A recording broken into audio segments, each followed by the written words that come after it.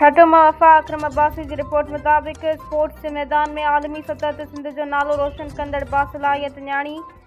मदीहा नाज़ जाखरो ठटे जी औरतुनि लाइ क़ाइमु कयल अलमरान वेमेन स्पोर्ट्स अकेडमी जे टीम समेत ठटे में क़ाइमु सर वज़ीर इल्मी अदबी ऐं सोशल अकेडमी पहुची। अकेडमी में ज़ेर तालीम शागिर्दनि खे मुख़्तलिफ़ क़िस्म जूं रांदियूं खे सेखारण जे हिकु रोज़ा तमामु बहितरीन क़िस्म जी तरबियत ॾिनी। फुटबॉल रांदि समेत ॿियूं मुख़्तलिफ़ क़िस्म जूं रांदियूं तोड़े जिस्मानी सरगर्मियूं करण दौरान सेंटर जी तयारियूं ते न्याणियूं पिण काफ़ी हद ताईं ख़ुशि ऐं पुरजोश नज़र अची रहियूं हुयूं।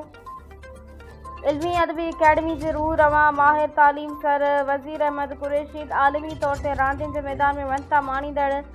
शख़्सियत मैडम मदीहा नाज़ पारां इल्मी अकेडमी पहुची शागिर्दनि में रांदियुनि बाबति शऊर ऐं सुजागी पैदा करण ते फ़राहम करण ते संदसि थोरा मञिया।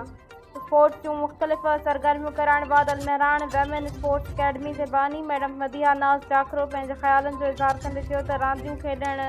सां असां न सिर्फ़ु जिस्मानी ऐं ज़हनी तौर सिहतमंद बणिजी मुख़्तलिफ़ बीमारियुनि खां बची सिहतमंद ज़िंदगी गुज़ारण सां गॾु अनेक समाजी बुराइयुनि खां पिण महफ़ूज़ रही सघूं था।